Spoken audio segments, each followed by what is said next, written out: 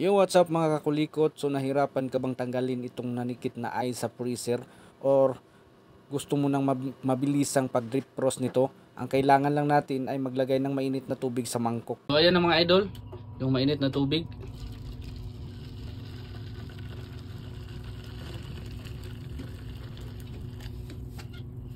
So ayan, ingat lang kasi mainit. So lagay na natin dito mga idol. Try natin mga after 5 minutes. So ayan o. Tapos isara lang natin. So time check 7:35. So balikan na natin yan mga 7:40. So ayan mga idol, 7:40 na mga idol. Ayan, check natin. Allah. Legit nga oh. Oh. Itong may natira pa pero mabilis lang tanggalin oh. Ito.